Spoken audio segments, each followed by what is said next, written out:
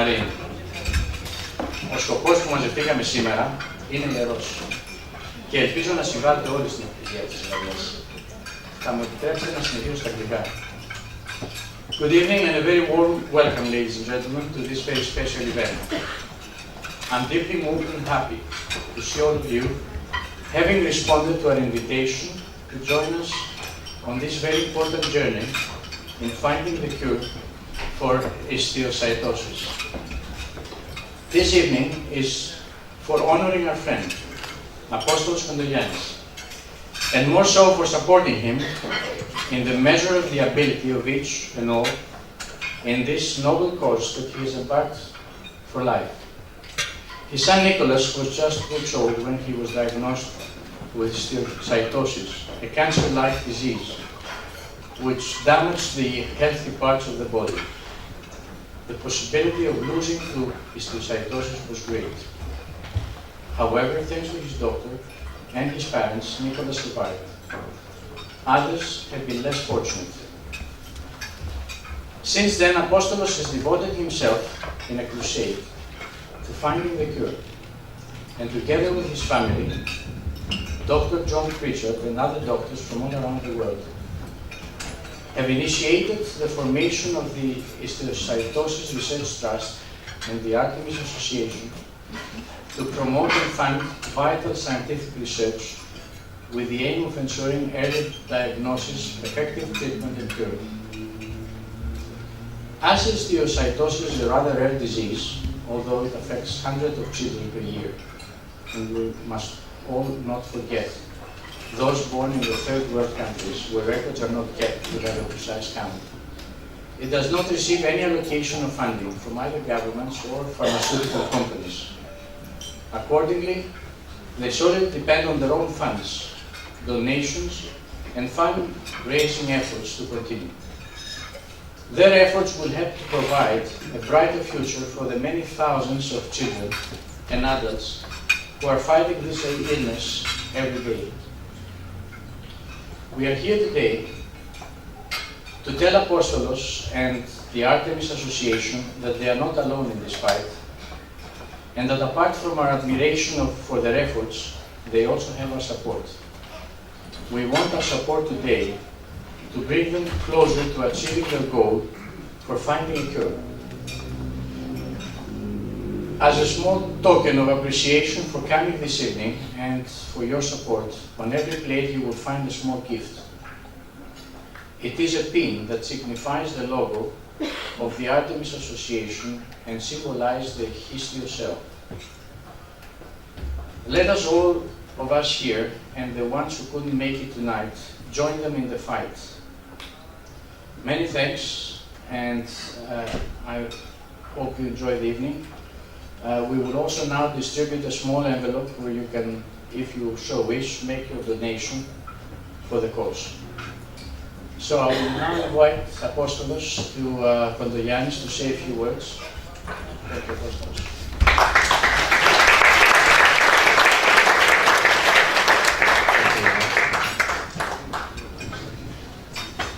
Thank you, Stati. Thank you very much.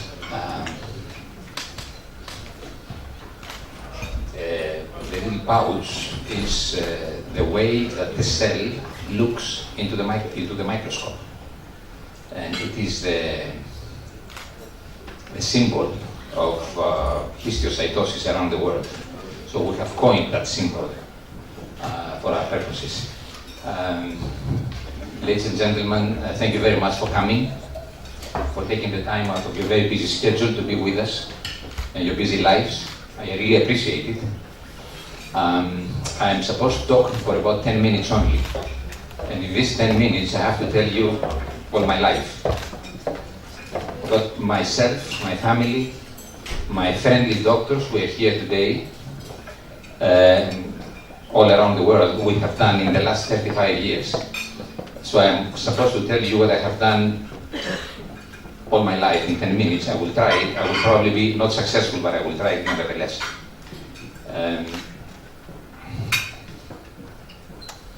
The first thing I would like to tell you is that this is not an ordinary fundraising event.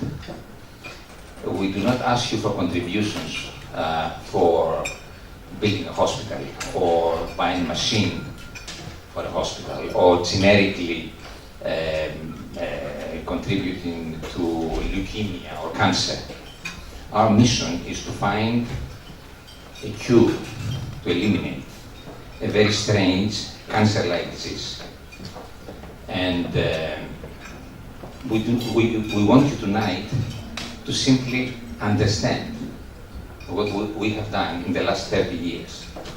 Because we believe very strongly that if you do understand what we have done, then you will be more likely to assist us in achieving our goal, which is to eliminate the disease. Before I go into what we have done, I would like to say a few things.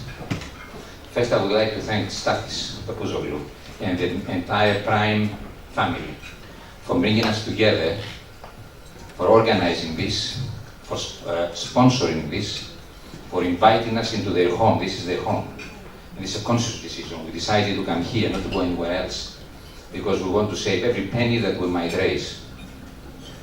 Instead of paying it to expensive hotels, but to give it to our doctors and to our scientific research. So I want to thank particularly his lovely sister, Eleni Damascu, who has been the heart of this. She has organized everything.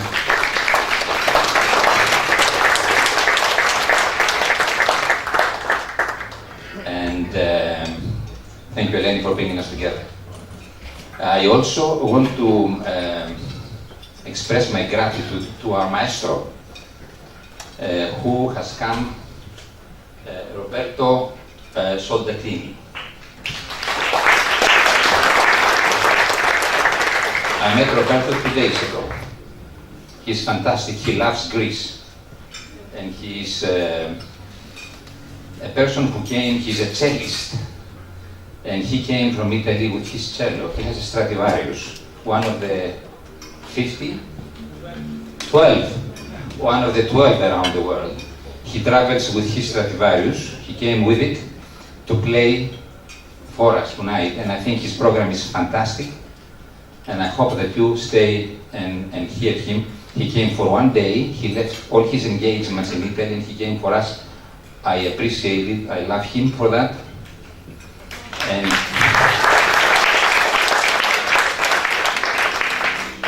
I promised to him that he will become an honorary member of the Nicholas Symposium family, which I'll explain in a minute, forever. Thank you, Roberto. Thank you very much.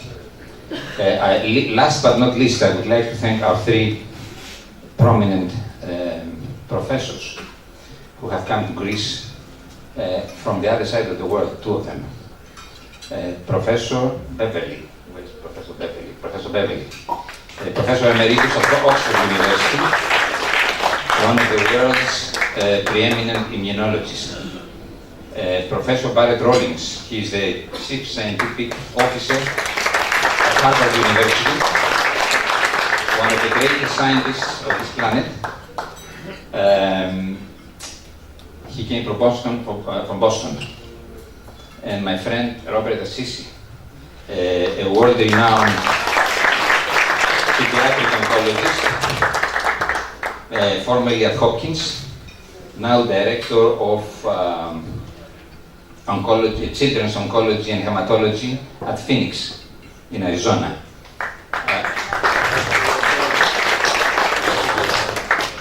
Ladies and gentlemen, the first time I heard about this awful disease was 32 years ago, when my son, one of my 5 children, the third one, was diagnosed at Great Ormond Hospital in London with a disease called histiocytosis X.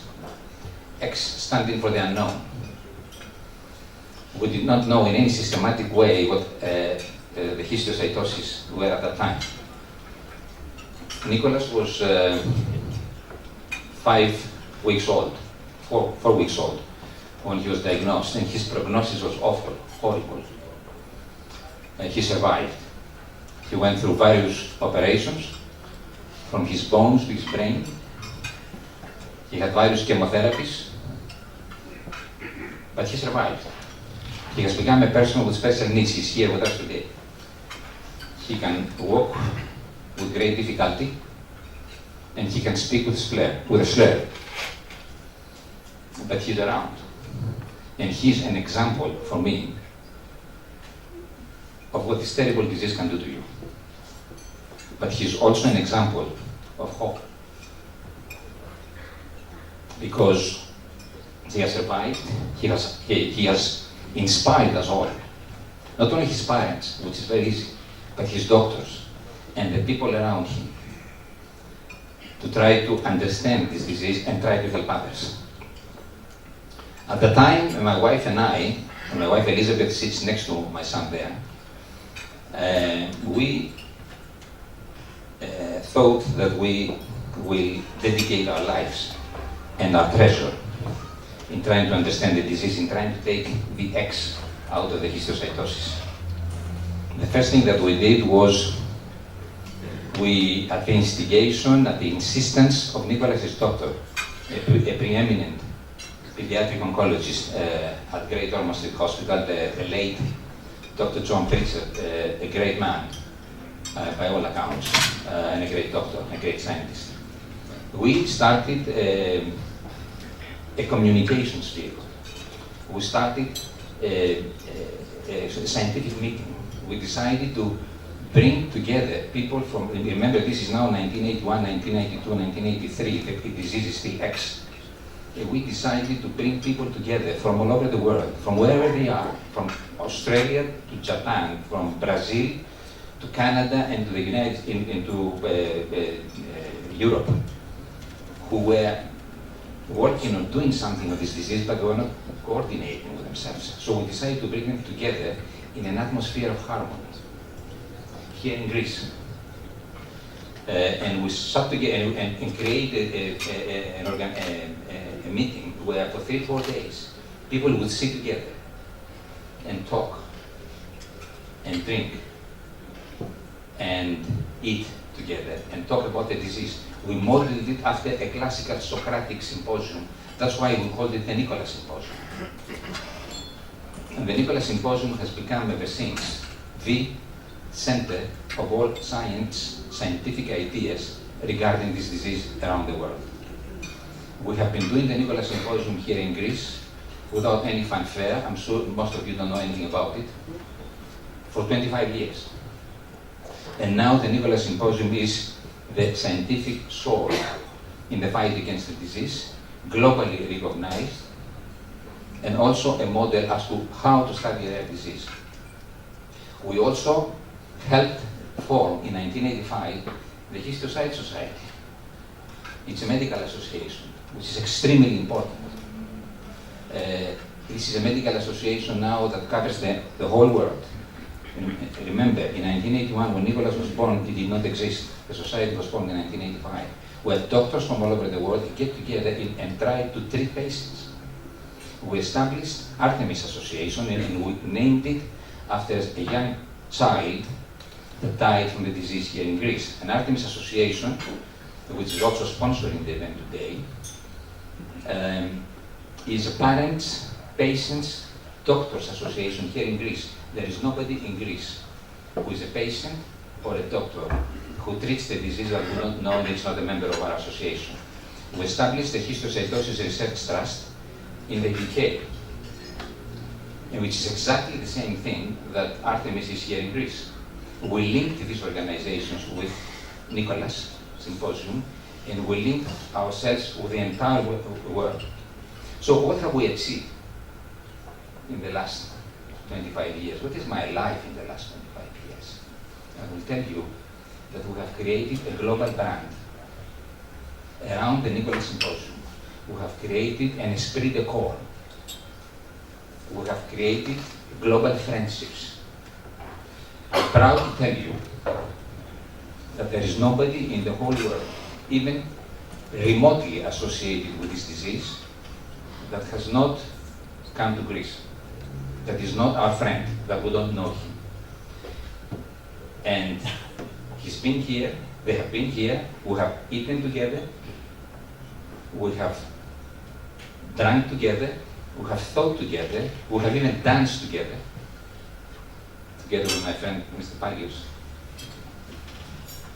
And at the end of the day, we have created what we call the wider Nicholas Symposium family around the world.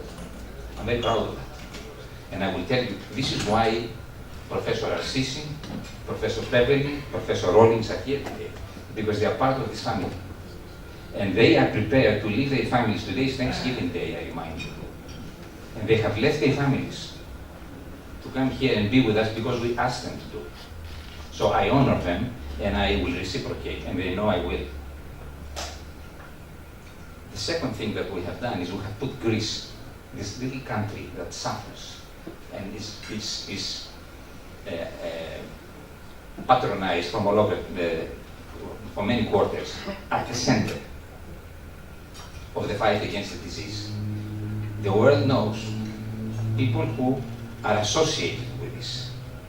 Doctors and patients know that anything that happens that is of importance in science on this disease happens here in Greece. I'm very proud of that too. Practically, what have we achieved? First, we have taken the X out of the histiocytosis. We know the cell cell. And it is what I'm asking you to put on your lapel so that you remember us and you you bring it to your friends as well. So the first thing that we have done is we know the cell.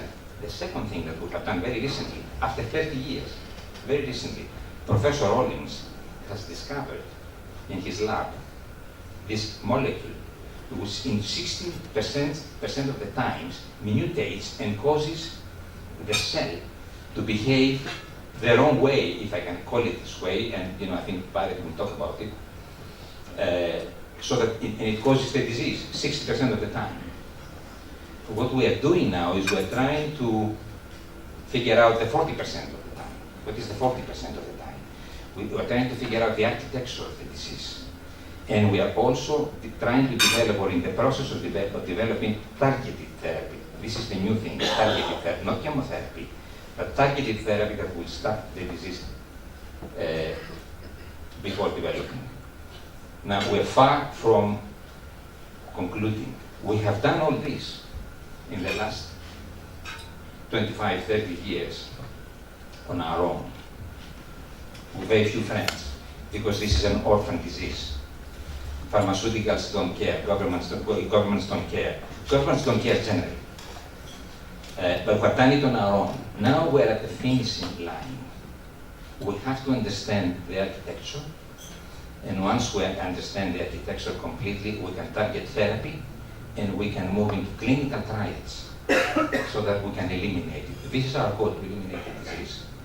So this is what we have done in the last 30 years. We thank you for coming. We hope for your support. And support means also understanding what we're doing. And because most of you are Greeks, please be proud that what we're doing here is unique in the world. And we're doing it without any great fanfare. We're doing it on our own because this is what we must do. I would like Peter Beverly, my friend Peter Beverly, to come to the podium and say a few words. I met Peter 25 years ago when we were starting this. And he was then chief scientist at the Imperial Cancer Center in London, chief immunologist. As I told you, he's one of the preeminent immunologists in the world. I was almost on my knees to him, asking him to spend 30 minutes of his time. He's extremely busy, a year, but we hooked him, and he is a friend. He has been with us ever since, and he is our scientific leader. And the way we parcel scientific research when we have money is we go through the process that Peter has designed, which is unique and globally understood by everybody. So thank you very much, ladies and gentlemen. It's a pleasure to see you. Thank you for your time, and I will pass it on to Peter.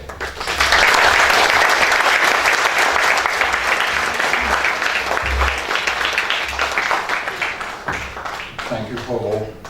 Thank you, Elizabeth, as well, for many years of hospitality. The first Nicholas Symposium on the histiocytosis. It was, as Paul said, held in Greece in 1989, 25 years ago. A few months before that, I was run by the late, great Dr. Pritchard, who I knew actually, and he said, "Peter, would you like to spend a weekend in Greece? All you'll have to do is sit in a meeting with a lot of doctors who'll talk about histiocytosis, and at the end, I'd like you to suggest what avenues of research ought to be pursued if we could do that." So I thought, a weekend in Greece, sounds nice, I'll go. So I went, and I sat in a room with 30 or 40 doctors talking about describing the disease, describing how they treated it, describing the pathology and the diagnosis, not a word about research. And at the end, I tried to make some sensible suggestions as to what questions we should ask about this very mysterious disease. The other thing that happened, of course, was that I met Paul, Elizabeth, and Nicholas, and that, of course, had a lasting effect. But still, I went home thinking I'd done a good job and this was a one-off and I could forget about histiocytosis. But Dr. Pritchard never lets go of a problem, never let go of a problem. And 6 months later, he rang me up and said, "Peter, have you thought any more about histiocytosis?" So I was honest and I said no, I thought that was a one-off. But John, as I say, never let go. And he said, "Well, I think we ought to have another meeting. And Paul is prepared to sponsor it. And this time we'll get half doctors and half scientists. And you should choose the scientists who could answer the questions which I posed 6 months before." And of course, John, being a persuasive guy, said, "Well, it'll only take a few hours of your time. You just phone some of your friends and they'll all like to come to Greece for a weekend. And it'll all be very easy." Well, here I am 25 years later, and I haven't given up on histiocytosis. That certainly wasn't what I thought would happen at the time, but it's how it's worked out. And of course, one reason I'm here 25 years later is that, as Paul said, I got hooked. And it is a very interesting disease. And the problems are terrifying, really, and horrible. And those things make me, as an ex-doctor, I trained as a medic, but I'd gone into research. Those things hooked me and made me want to go on. So what I want to do now, having told you how I got involved, is really reiterate some of what Paul said. The problems that we face studying such a rare disease, what we've achieved in 25 years in a slightly different formulation of what Paul said, and really what are the issues now that we have to confront and how can we move forward. I'm going to cover the same ground but in a slightly different way from a slightly different perspective. So the first problem is that we talk about histiocytosis, but actually there are several different, all very rare diseases. You've heard a little bit about Langerhans cell histiocytosis, which is Nicholas's problem, and you can understand that it can cause a lifetime of difficulties. But there is another form of histiocytosis called hemophagocytic lymphohistiocytosis, HLH, dreadful. It's a tongue twister after a glass of wine. And that disease is equally unpleasant. It's a much more acute disease, and 30%, really nearly a third of patients may die in the acute illness. So this is a really terrible disease as well. So two diseases, and then there are some other even rarer versions of histiocytosis. All these are diseases caused by histiocytes, which are a white blood cell. You don't really need to understand them except that they're terrible diseases. So that's the first problem. They're all very rare. It's extremely difficult to get samples from the patients, blood samples or tissue samples, and of course if you can't get tissue or blood, it's very difficult for researchers to study it. And of course it's mainly a child, both of them are most commonly found in children. Nobody likes to take samples from children, so that's an additional difficulty in studying them. They're so rare that no one hears of them, so why would the researcher work on a disease they've never heard of?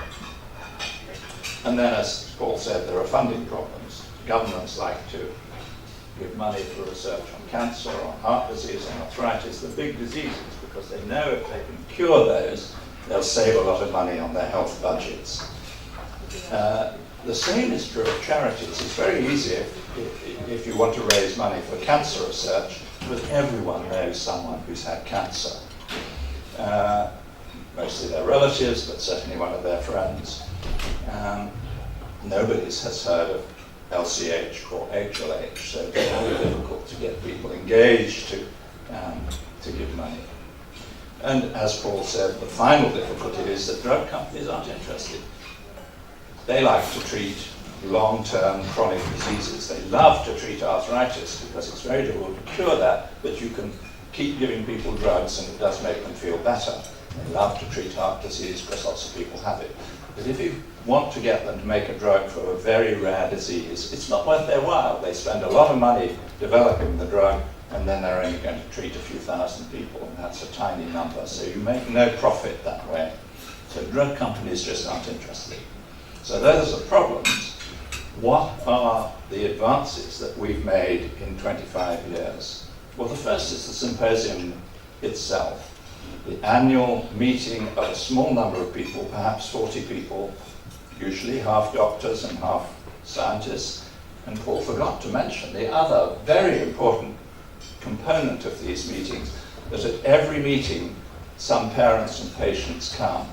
And the parents have the opportunity to talk to internationally recognized expert doctors in histiocytosis.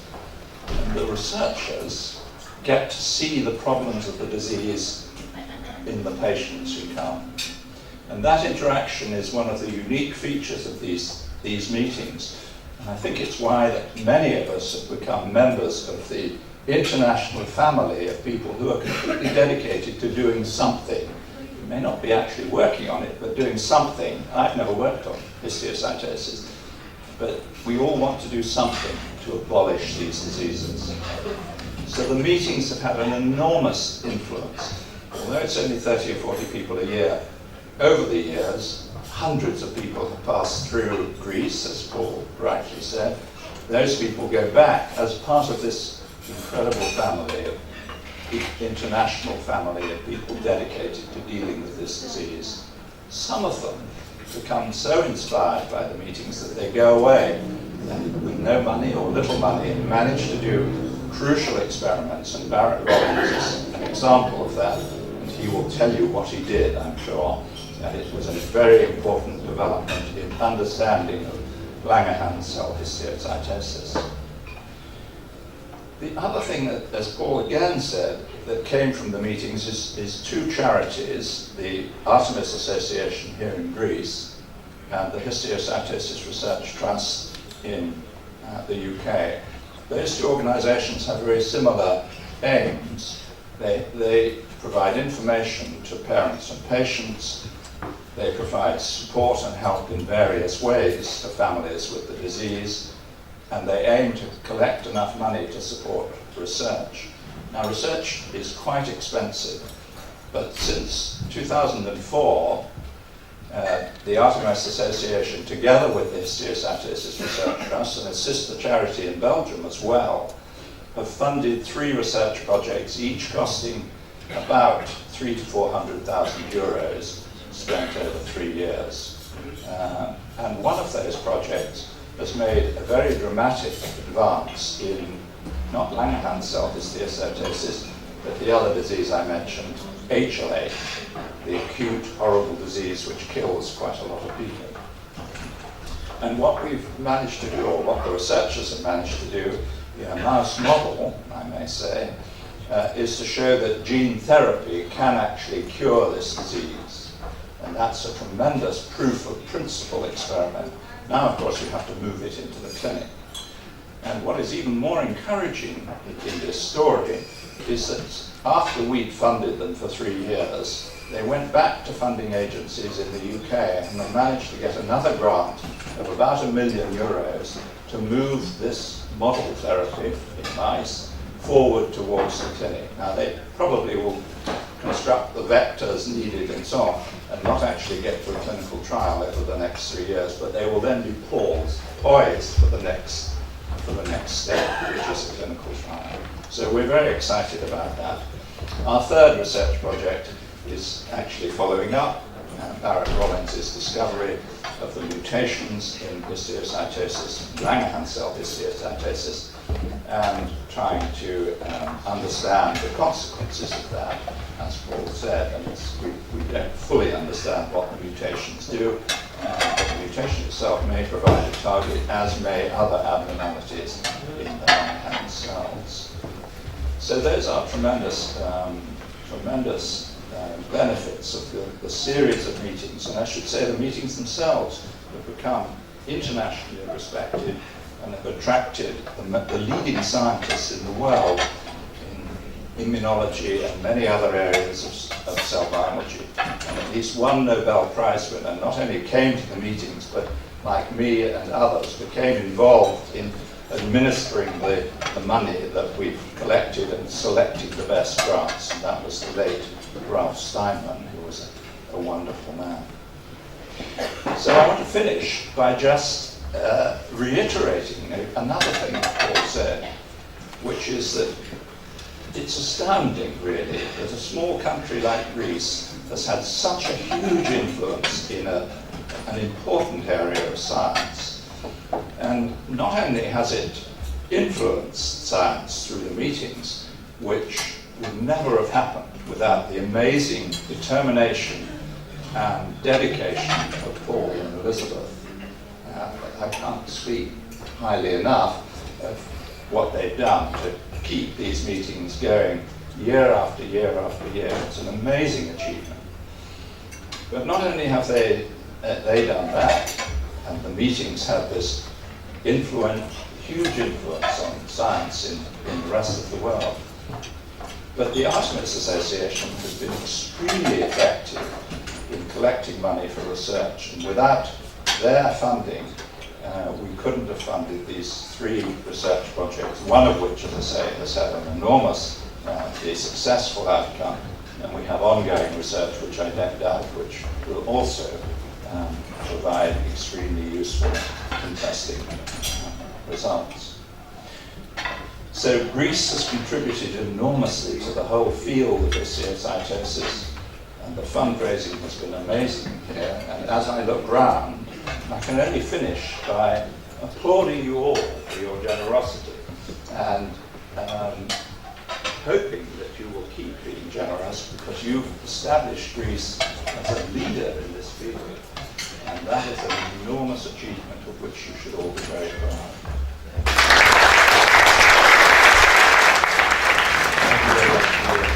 I think the first thing I have to say is, please eat your dinners. You won't insult me if you eat your dinners, all right? Thank you. I'll be able to speak over the sound of you chewing. I can't tell you how pleased I am to have been invited to come and speak tonight. My job tonight is to try to tell you about some of the scientific breakthroughs that have given us a completely new understanding of the disease that I work on, Langerhans cell histiocytosis, LCH, the disease that Nicholas struggled with, but is also providing new hope for patients who have this disease, new treatments that we'll talk about a little bit. And my comments have 2 central messages, both of which are very positive. The first message is the incredible power that research has to treat and help patients with rare diseases. And the second message is the incredible power that private individuals have.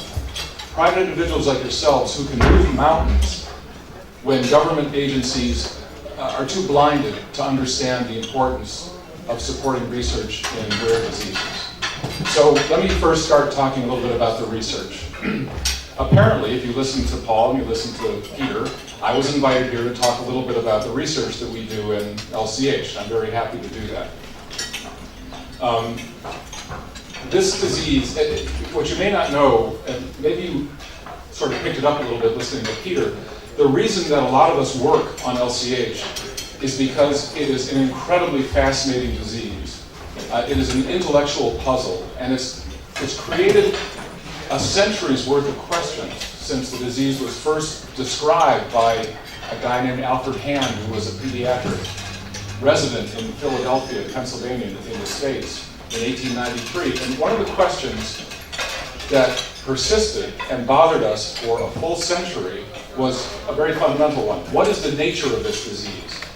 Is it, like some people think, a very aggressive inflammatory disease, like a bad infection or very, very severe rheumatoid arthritis or multiple sclerosis? Or is it a disease that is a little bit like cancer? Is it a disease in which it's caused by an alteration, damage, or mutation in a gene that controls cell growth? Now, these are interesting questions. From a scientific point of view, these are interesting questions to answer, but they have profound implications when it comes to treating patients, because the approach to treatment is very different depending on which one of these kinds of diseases it turns out to be. So the way you would ordinarily answer a question like that is to gather up as many samples of LCH as you can, the skin disease, the bone disease, blood, whatever you can find, and analyze that material for genetic abnormalities. Now, the reason that nobody could do that really has to do with the fact that the disease is so rare, and it's very difficult to get enough samples to do the analysis. The other reason that people couldn't do this is because the technology wasn't there. We didn't have the technology to analyze genes in these really small amounts of very rare tissues. But in the past 5 to 7 years or so, that has all changed. And it's changed for 3 reasons. I'll tell you about each one of these reasons. The first has to do with the fact that the people who work on LCH now represent a community. We are a large collaborative community that engages in teamwork. And as you heard from Peter, one of the main reasons for that is the truly catalytic power of the Nicholas Symposium.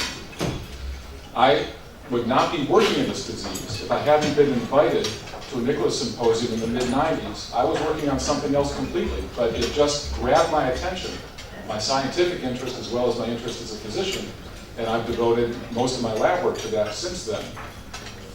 All of us who are working in this disease, there are large consortia now that put together very complex clinical trials, and all the people who do that now have their colleagues who get the pieces of tissue to also engage in collaboration. So now there's a real possibility by combining resources to have enough material to actually do this. So the teamwork aspect, the collaboration, is essential. That's the first thing. The second thing is that the technology behind genetic analysis has just exploded over the past 5 to 7 years. I'm very lucky to be working in Boston. I work at Harvard Medical School. I work at the Dana-Farber Cancer Institute. I'm in the same town with an entity known as the Broad Institute, which is basically a technology engine when it comes to creating new ways to do genetic analyses. And I'm very fortunate that my colleagues at these institutions want to help me analyze LCH tissue, so I've had access to some of the most recent cutting-edge kind of technologies. And the fact is that almost all major biomedical advances happen because of advances in technology. That's just the way it is. And the same thing now can be said for LCH. We were able to gather up enough pieces of tissue, and when we used some of these really advanced techniques to analyze genes, we discovered, to our surprise and to the surprise of everybody else, that about 60%, as Paul said, of patients with LCH have a very specific mutation, a damage that happens to one gene, a gene called BRAF, B-R-A-F. It's not important right now for me to talk about what BRAF is. If anybody wants to ask me about that, I'm happy to talk about it, because like all scientists, I really like talking about my own stuff, so I'm happy to do it if you're interested. But the important thing to know is that BRAF is a gene that is required for cell growth. When a cell has to grow, it gets turned on, and when a cell is supposed to stop growing, it gets turned off. And this mutation that we found, this damage, changes the structure of BRAF, so now it's stuck in the on position. It can't flip back and forth. It's always on the on position. So even when Langerhans cells are not supposed to grow, the BRAF gene keeps telling them to grow, and that's really the basis for the disease. The cells keep growing, they keep living even when they're not supposed to. Now the amazing thing is this very same mutation occurs in about 2/3 of patients with melanoma, a very deadly skin cancer. So the first thing this tells us is it answers that 100-year-old question I mentioned before. What is this disease? Well, it is clearly a disease that is like cancer. It's a neoplastic disease. It's a neoplasm, a very good Greek word. And that insight gives us an insight into treatment, because there are drugs out there that specifically block the effects of mutated BRAF. And in fact, when you give this drug to patients with melanoma who have this mutation, the melanoma shrink and the patients live longer. So now there are trials all over the world testing this particular drug in patients with LCH based on the results we were able to demonstrate. Now the results of those trials haven't been published yet, but all of us in the field talk to each other, and we've heard several stories now of patients who've been treated with this drug and their LCH starts to decrease. And we're hoping that if the trials continue, we're also going to demonstrate prolonged survival in patients with LCH who are treated with the drug. It's an amazing advance. And it heralds the beginning of what Paul was referring to, targeted therapy. What he means by that is that these therapies are targeted specifically against mutations, rather than sort of broad, scorched earth kind of chemotherapies. And that's where we see LCH going next. So I said there were three things that brought us to this position. One was the collaborative teamwork kind of way we work in LCH now. The second was advances in technology. And the third, which I think in many ways is most important, has to do with the realization that private philanthropy plays an incredible role in our ability to make these things happen. And I'll give you one quick personal anecdote, something that happened to me that showed me how important this was. So we first had the idea of doing this experiment, trying to find genetic abnormalities in LCH back in 2008. This was right around the time that the US government began a stimulus package to try to lift the US out of the Great Recession. And you can believe whatever you want to about stimulus packages and whether or not they work. But for us in biomedical research, this was a great thing because they were pouring money into our central research funding organization known as the National Institutes of Health, or the NIH. So I wrote a grant application to the NIH describing the project I just told you about. We're going to look at LCH, try to find genetic abnormalities. When you write a grant application to these big funding agencies, they assemble a group of about 20 or so people to review all the grant applications, and then they give the grant applications a score. And then the funding agency funds grants beginning at the best score, and they keep going down until they run out of money. And usually it's the top, say 15% of grants. There's enough money to fund the top 15%. And in fact, they give scores, the scores they give are percentile. You get a certain percentile score, and they usually fund down to the 12 to 15 percentile. Now it's a little bit lower than that, but that's what it used to be. So I am not embarrassed to say that when I got my score back, I did better. I got a better score on this grant than on any grant application I had ever written before. I got something between the first and second percentile. I'm telling you, 98% of all those grants were worse than mine. So I was thrilled. I was sure I was going to get this money and we'd be able to do the project.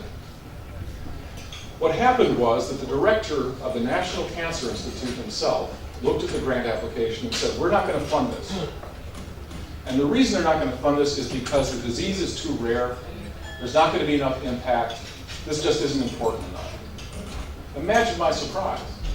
You can also imagine the difficult conversations I had with the director in person, trying to convince him of his narrow-mindedness, and I think the technical word is stupidity.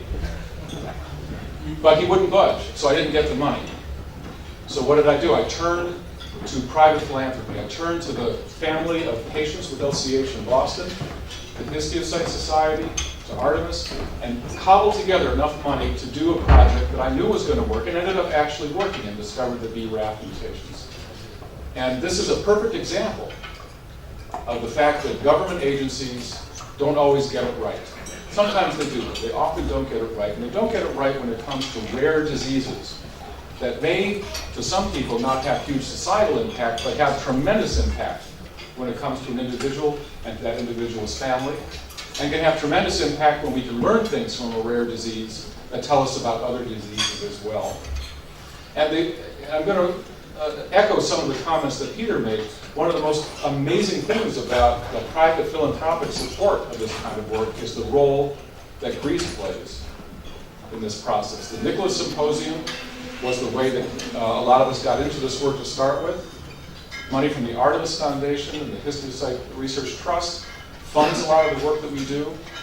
And it's just incredible how a small but very significant country has been able to shine the light of the world onto this very rare but very important disease.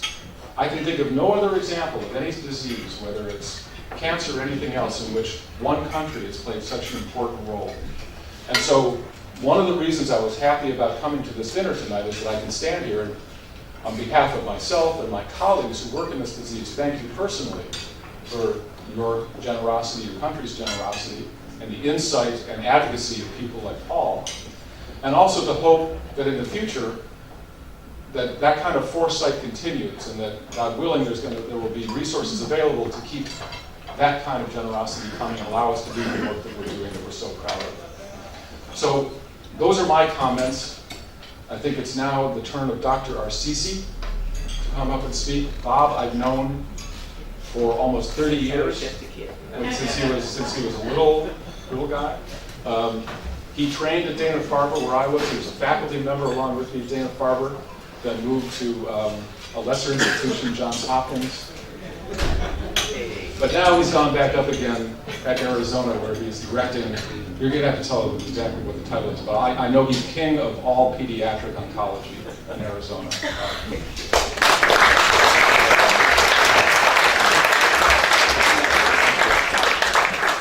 Thank you, Barrett and Peter, for describing all of this wonderful work that has really started here.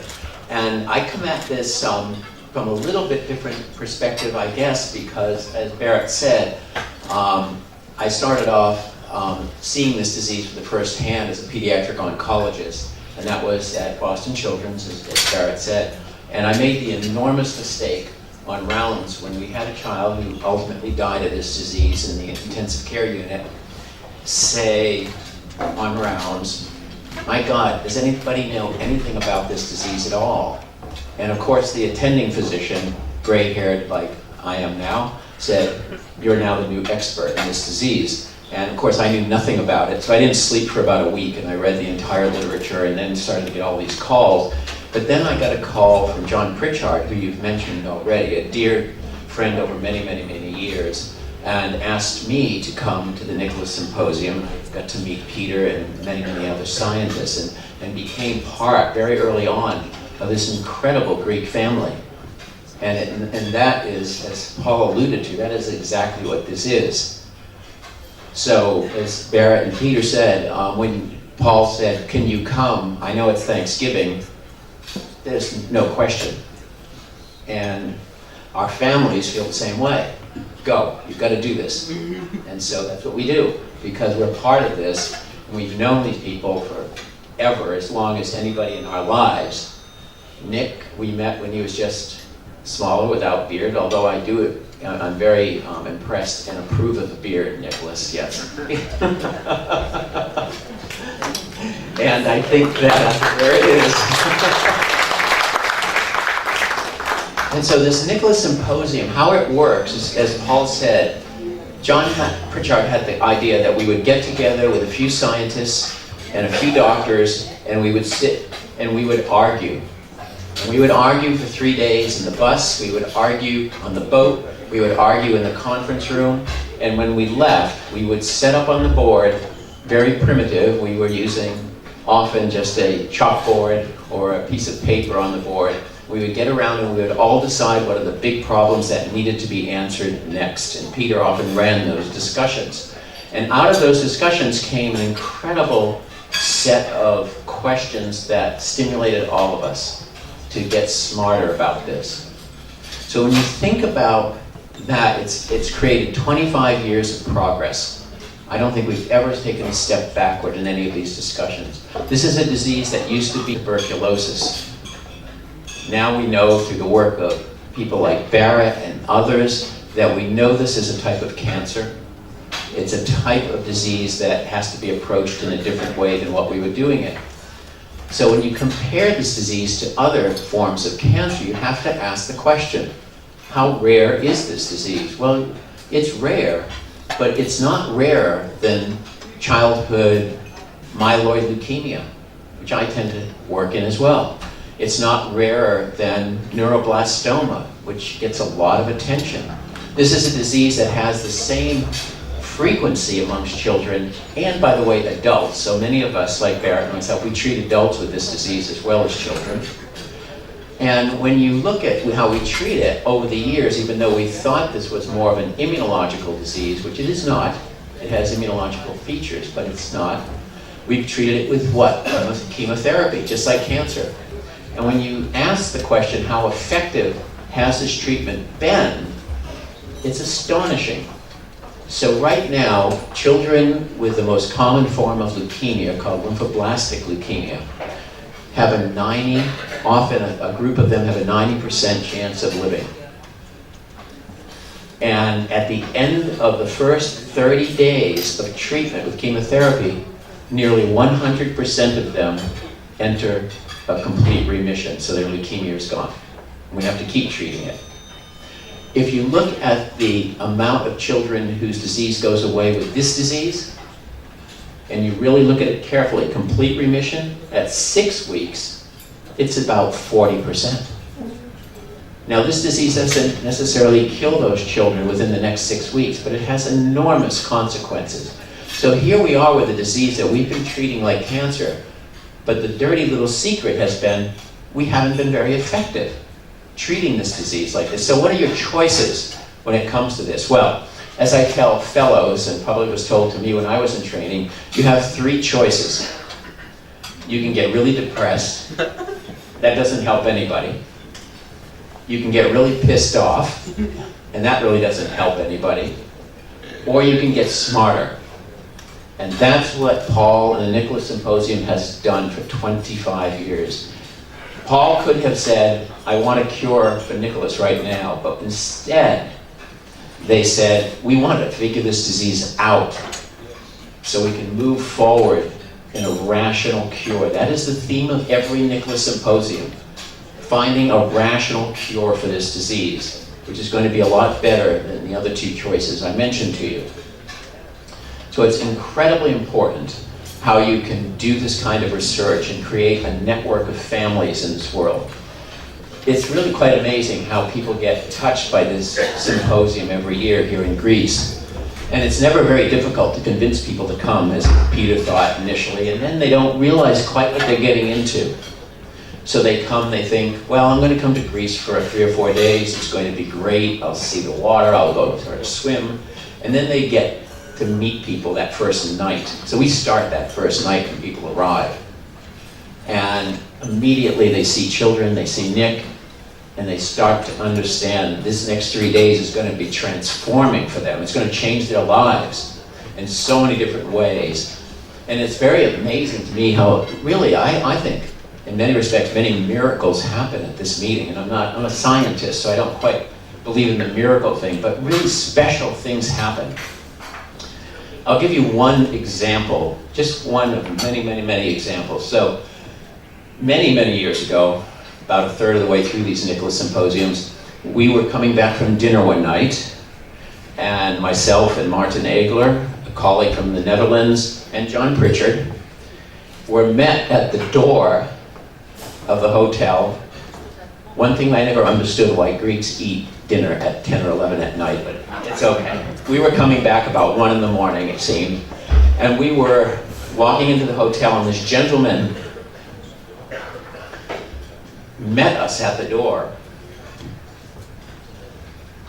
And he said, this was Peter Bienstock, who's now the secretary of the Nicholas Symposium.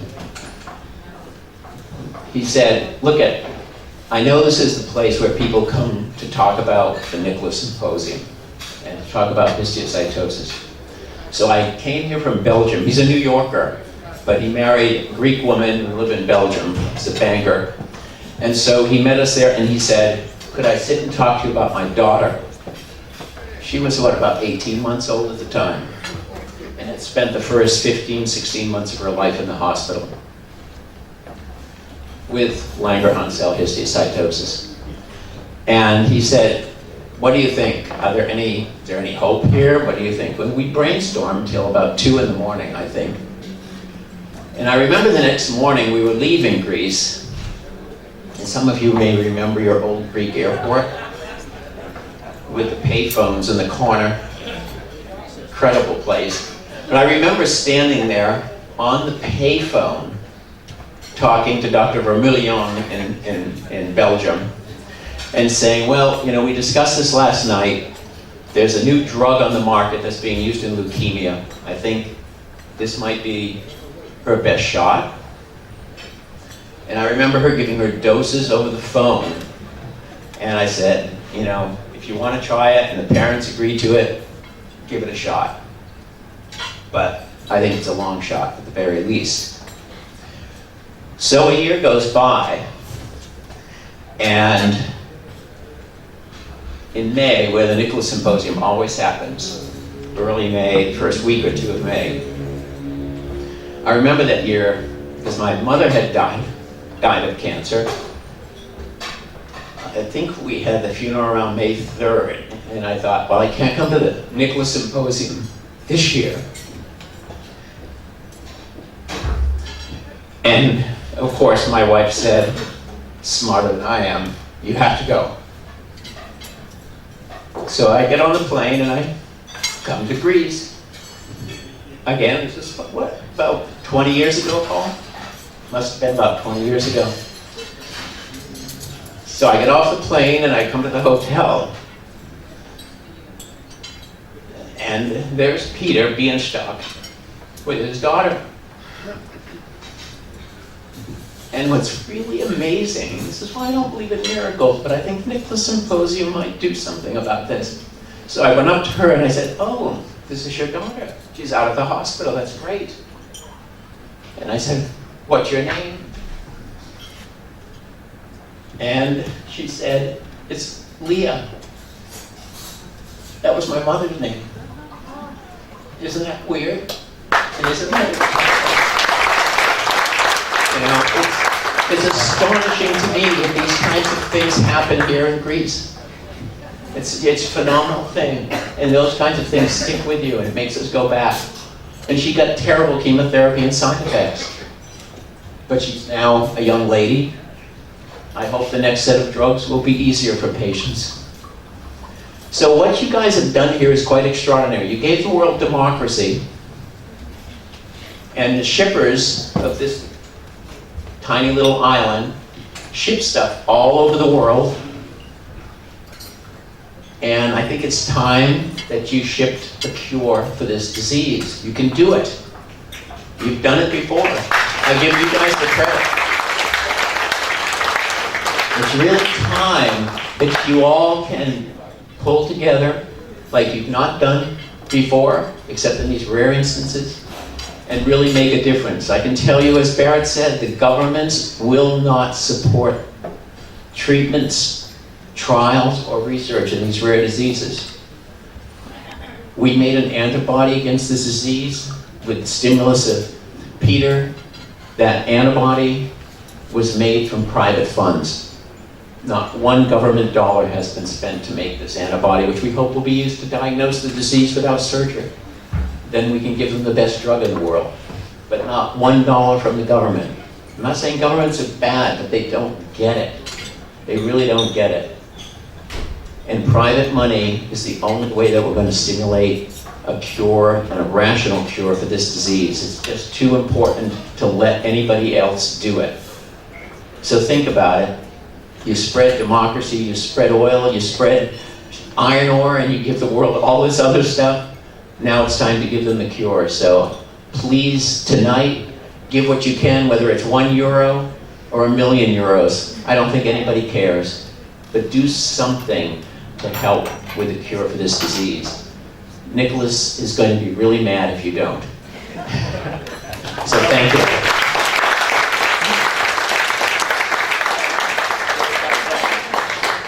Now you're going to get real tough talk.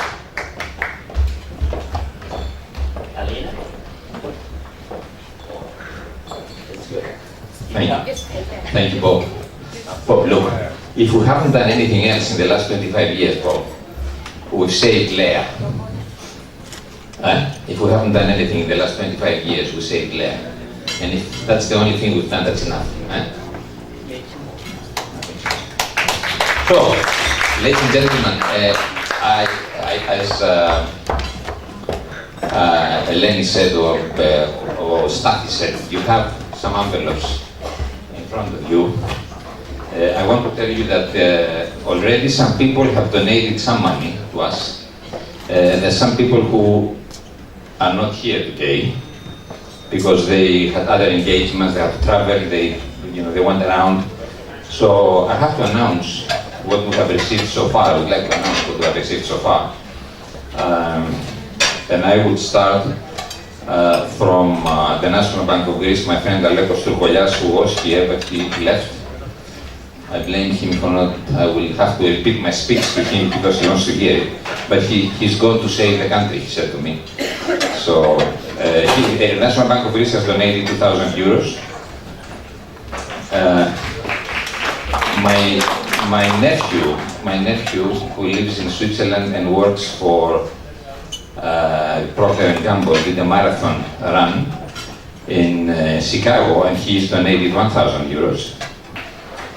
Mr. George Muskas of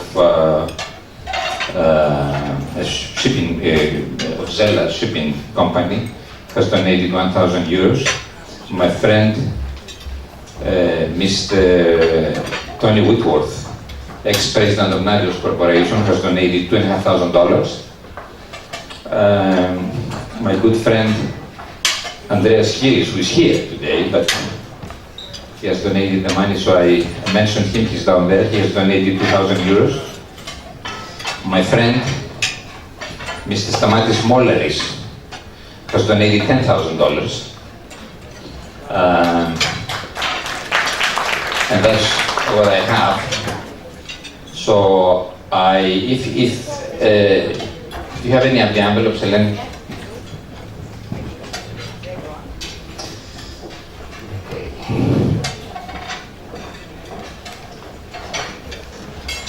Mr. Aristidis Evstathiou has donated 5,000 euros.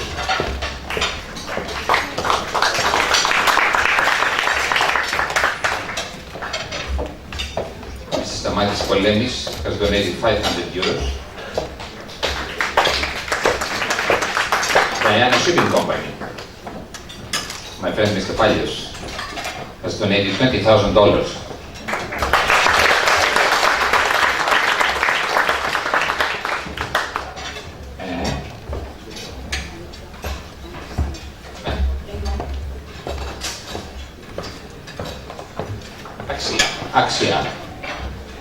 Axia has donated $1,000, euros, sorry.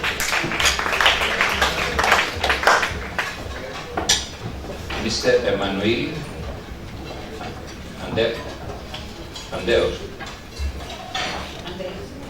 Andreas Emmanuel, 500 euros. Mr. Agiros, 300, Alexander Agiros and family, 300 euros.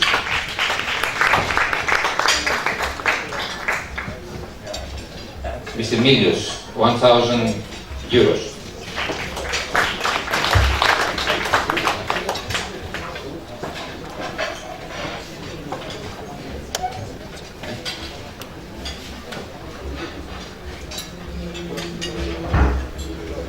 Somebody has donated 100 euros, I don't know what it is.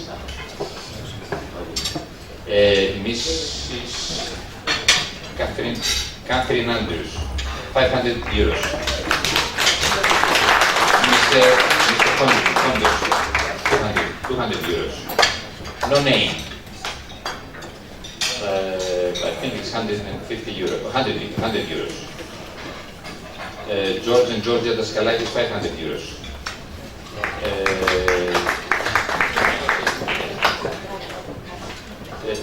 Eduardos and Irini Carrer, 200 euros.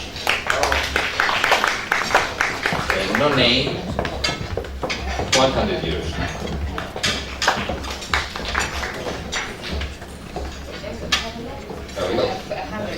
We have another 100 euros in cash. Mr. Margaronis, Anastasis Margaronis, 1,000 euros.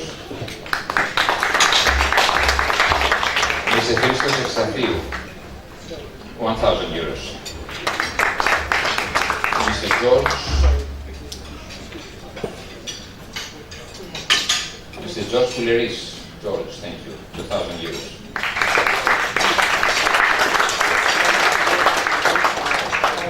Mr. Nicholas Frangistas. Nico, thank you. 4,000 euros.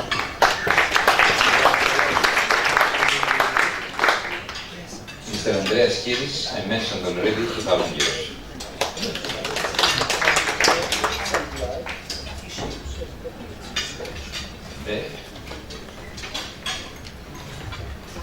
Mariatsakos Foundation, 1,000 euros.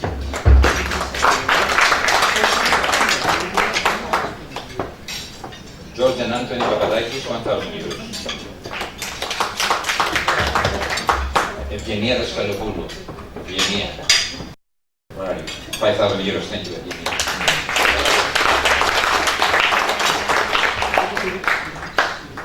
Dimitris Liamos, Dimitri, thank you, my friend. 500 euros. Papadimitriou Dimitris. Dimitri, thank you very much. 5,000 euros. Lykourgos Chrysospathis, 500 euros.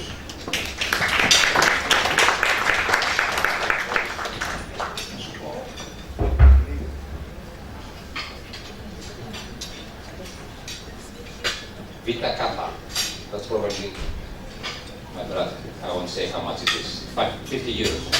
More important than a lot of money, my brother. Where are you?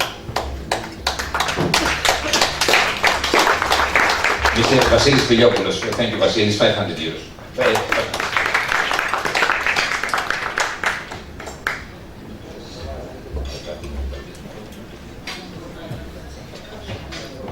So there are 300 euros from somebody not to be announced. But I think I've read a lot of people who did not want to be announced by mistake. I apologize. So I will not do it again. 200 euros not to be announced. Not to be announced, another 1,000 euros. And not to be announced. Now I see what is not to be announced. 500 euros. And not to be announced, 100 euros.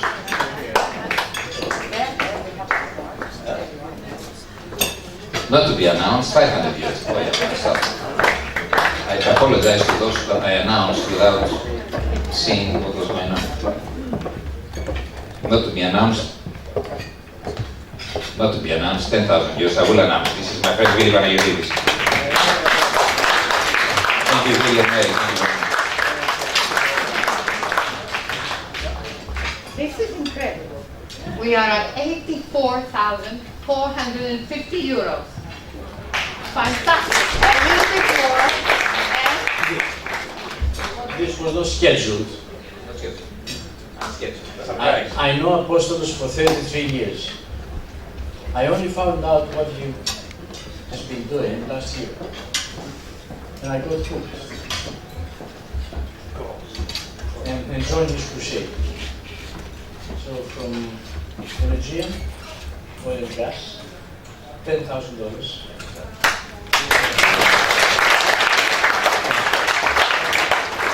And I hope that all of you will also get hooked. Because this is not only for Apostolos, it's also for Greece, it's also for all these people that they need the support. So, thank you very much. Thank you very much. It's not only the Aegean, it's also what you have contributed today. All this is funded and supported by Stathis and the Prime family, the entire Prime family.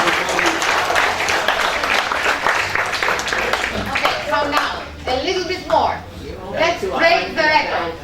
A little bit more. Come on. A little bit more. Come on. Έλα.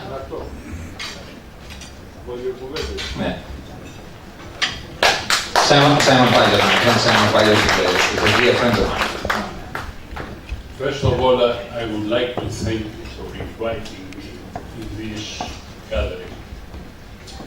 And also thank you for making me a part of your family, because here is a family. Can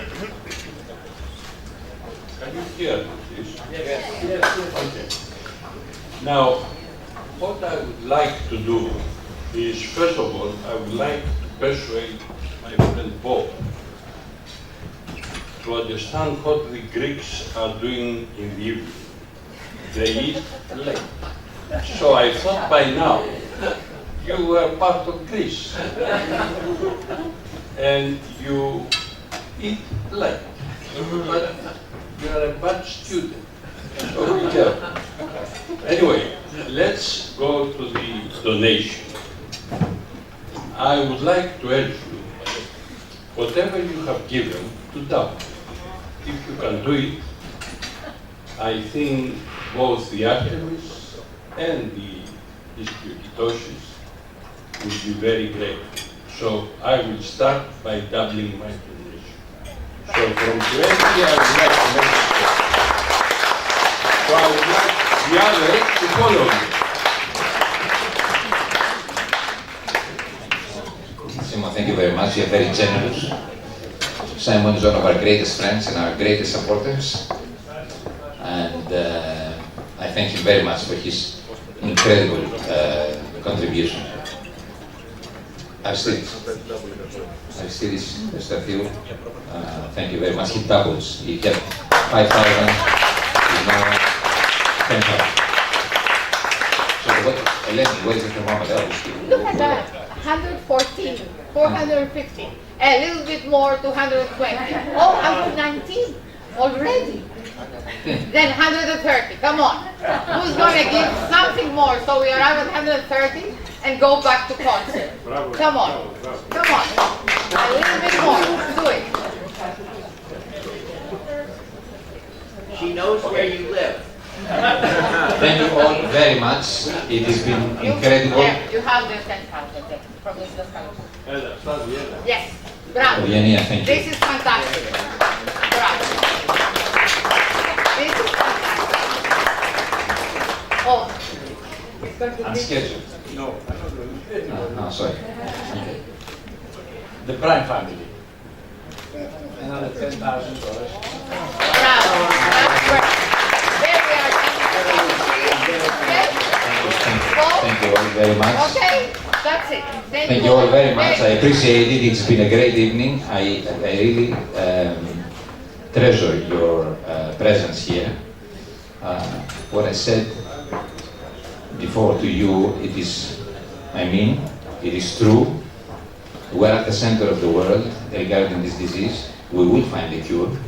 And I can tell you that we have in our midst the best scientists in the world who are not only scientists, but they are our friends. I saw Dr. Sisi being moved before, thinking about his mother and Leah, but I think this is the kind of relationships that we have built over the last 25 years, and we will continue until we find the answer in this terrible disease. Thank you all very much. Enjoy my friend Roberto, who is going to show. He's another member of the Nicola Symposium now, so a permanent member, I hope. Thank you very much all. Thank you, Stathis. Thank you all.